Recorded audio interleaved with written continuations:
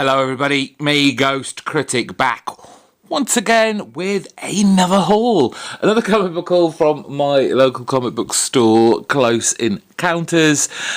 He tried to ring me the other weekend to let me know that there was a big collection he just bought in, and did I want to have a look in there. I couldn't go last week, so I went in this afternoon. It was mostly modern age stuff, but I did manage to find some stuff that I knew I would enjoy and would fill in lots of gaps for me. So here is the showcase.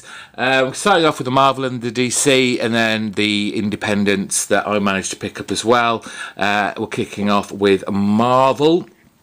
And as some of you long-term viewers will know, I am trying to collect every single issue of the Secret Wars event that happened back in 2015 with Marvel, where they had all these kind of 4 or 5 issue miniseries of this patchwork planet that Doom had put together, and the stories that resided within. And they were all kind of like alternate versions, or kind of slightly differing versions of the characters that we know and love from our regular Marvel 616 universe. This was a 5-part miniseries from, as you can see, Bendis, with the great Sorrentino writing this. I didn't have any of these, and I didn't think I was going to ever find this, or at least for a decent enough price that I was willing to pay, because everyone seems to be really excited with Old Man Logan. But I managed to get issue number 1 and number 2, with what looks like Sabretooth there as well. Issue number 3. Number 4. Oh no, sorry, I couldn't find number 4. That's number 5, the final part of it. So I only have number 4 to find of that particular series. X-Men 92, coming off kind of homage type thing to the cartoon of the early 90s, that really classic X-Men cartoon that everyone loves. That's issue number 1. The Extinction Agenda. A lot of these are kind of like takes on old Marvel storylines, but given a Secret Wars twist. Age of Ultron versus Marvel Zombies. This was the Battle World series, or one of them, issue number 1. And just to go back a little bit, we've got another issue of Secret Wars 2, the 4 of 9 there from the mid-80s, 85, Beyonder Coming to Earth, Found an X-Factor Annual, Giant Size Annual number 2, guest starring the Inhumans. It's funny, I was saying in the last haul that it was a long time since I'd seen any Uncanny X-Men comics that I hadn't got, and I was trying to collect from issue 150 up, but hadn't seen any for ages, and now they're popping up still very rarely, but they seem to be popping their heads out of the boxes now for me, and this is issue 271. There we go, the Extinction Agenda. How funny and ironic is that should come up in my haul. Now, this was a 4-issue miniseries where Mephisto went up against the kind of big groups, comic book groups of Marvel. When are we talking? 87. I have the very first one, which is Mephisto versus the Fantastic Four. At that particular time, I thought it was either a one-shot with Fantastic Four, or it was a series with Fantastic Four. And I do believe that it was, I think it was Scott Custom Bromstar who's got this, and he told me, oh, it's actually all these different teams, these superhero groups. So we've got X-Factor on here, Sal Buscema inside doing the art on these, so it's good stuff. Mephisto versus the X-Men, and then finally Mephisto versus the Avengers. I like these kind of short mini-series from the 80s. They're kind of fun stuff. not really. You don't really have to know a great deal about what's going on in the Marvel Universe, and I recognise pretty much most of the characters that are in these books, like the Avengers. I've never been a huge Avengers fan, at least reading wise, especially back then in like the 80s and the 90s, but I can still get the gist of what's going on. On to the DC Comics. Another of these DC 1 millions popped up, and this is Legionnaires. Great stuff. Who's the writer on this? Now, is that S. Phillips, Sean Phillips? Let's have a quick peek inside, see if we can find this very quickly. It is indeed Sean Phillips on art, Tom Payer writing. So some early Sean Phillips artwork. I say early. What year was this? 1998. So we are talking 20 years ago. Again, finding these popping up from time to time. Batman Legends of the Dark Knight. Found a big batch of these a while ago, and now thought, oh yeah, I'll collect this series, not realising it's kind of almost, or if not, 200 issues long. But Garth Ennis writing this, so I thought it's one of those, not anthology series, but there is a kind of different story writer and artist for each story arc. So and they just kind of take different stories. It's not like it's not in continuity per se. But you get to have these writers that you wouldn't necessarily see on the main books along with the artists. And you get some fun little stories out of them, which I enjoy reading. And again, it's one of those titles that I don't really have to know a great deal about what's going on in the Bat universe at the time. And I can just enjoy the stories for what they are. But it's a nice looking cover there as well. I really like that. Trinity, issue number 51, the penultimate issue.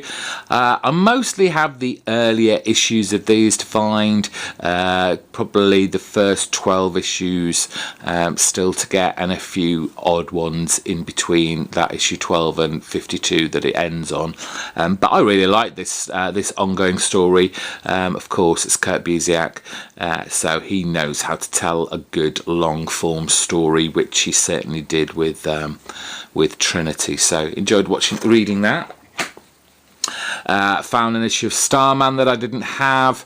Again, this is one of those series I managed to pick up a big bulk of it. It wasn't that long ago. It'll be one of the Northampton comic book hauls if you want to go back and try and find it and see all the other issues I've got. Mostly, again, there's a few odd issues here and there from the actual, the later part of this series, but I think I need the first 10 or 11 issues from the very beginning, which I'll probably struggle to find. But did find the other annual. I've got the first one. This is the second one. They only did 2. Starman annual. A very pulpy looking cover there. But a young romance. Looking forward to reading that. And then in a spin-off from the Sandman, we had one of the characters that's kind of, I guess he's kind of a dubious, morally kind of character. You don't know whether he's good or bad, really. He's kind of not one way or the other, but The Shade. Also written by James Robinson, who does the main Starman series, but this was a 4-issue mini-series from 1997. Issue 1, lovely looking cover. Number 2. Number 3. I've been reading Starman lately. I've been kind of catching up with all my back issues and reading what I've actually bought. I am loving this Starman series. Very nostalgic, very kind of golden age.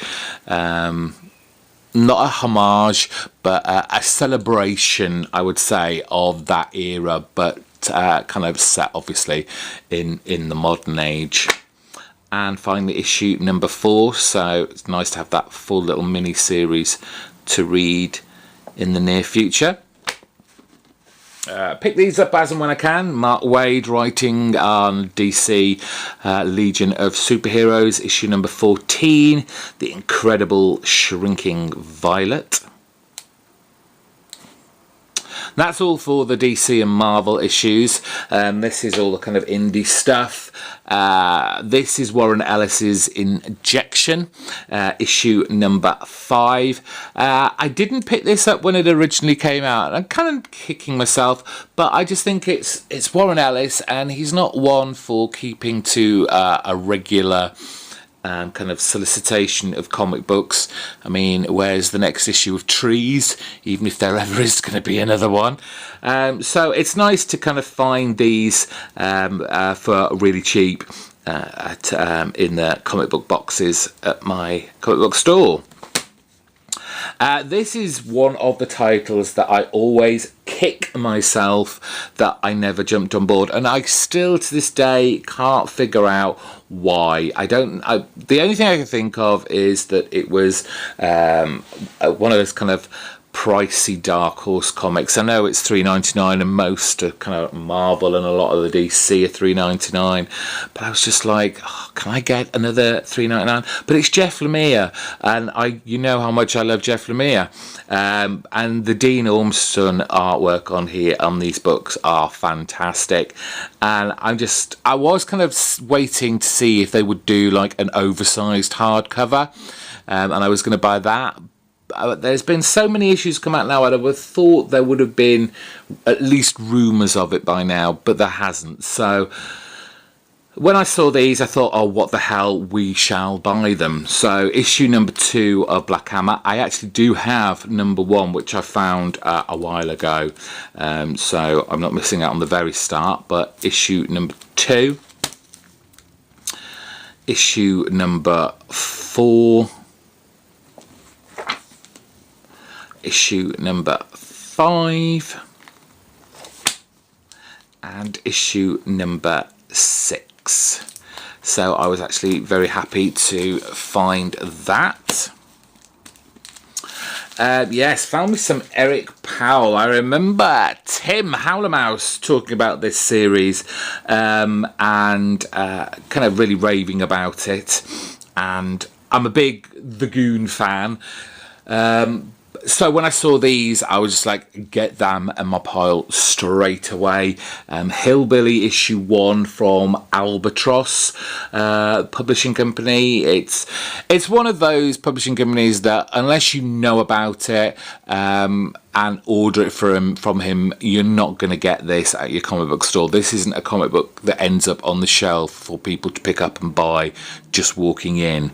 I think that's probably why it passed me by at first, and I didn't hear about it till kind of probably a couple of issues later.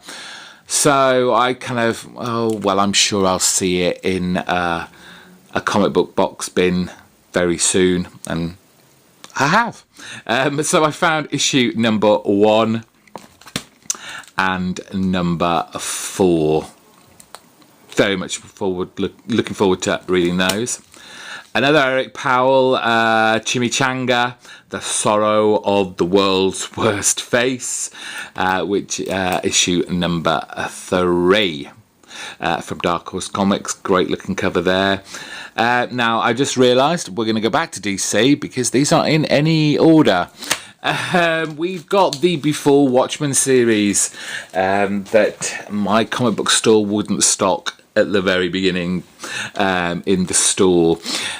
So I've had to pick these up as and when I can find them and fill in some gaps. Silk Spectre does finish off my 4-issue run of that. Great Darwin Cook story with Amanda Connor on art. Like some Amanda Connor, it's very kind of colourful and bold. Night Owl, issue 4 of 4. Still a couple, I think, to get of that. J. Michael Straczynski writing that with Andy Kuber and Bill Sienkiewicz. So look forward to reading that one. Lynn Wein and Jay Lee on Ozymandias, issue number 3 of 6. I think it's 4, 5 and 6 are still to get on that one. I seem to be buying these in order, fortunately. but that looks like the comedian on the front there. And this is the last run of books, and I was very, very excited when I saw these. Another of those titles that it's like, I don't know why I didn't pick this up at the time. I adore Tyler Crook's artwork on this. He has a YouTube channel where he kind of does those fast motion of him doing the covers and a lot of artwork, and just watching him use paint to create these fantastic covers, it just astounds me. I am just so in awe of his work. And it's a great title as well. It's a nice little horror comic that I really got into when I started picking up these issues here and there. But I got a nice little run here. Issue number 11, number 12, number 13, number 14. I think this is one of the ones that I saw him on YouTube painting, if I recall. Number 15.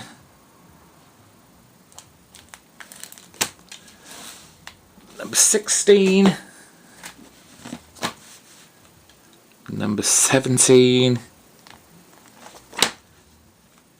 Number 20. And finally, number 21. I believe Hurricane is either it's about to finish or it has finished now. So it's going to be fun trying to find the rest of these issues to complete this run. But another comic book haul that I'm very excited to start reading with. I don't know where I get the time to read all these and do all these videos for you, but it's my hobby. I enjoy it. I have a passion for it. Thank you all for watching. Don't forget to subscribe, like and comment, and I will speak to you very soon. Bye bye.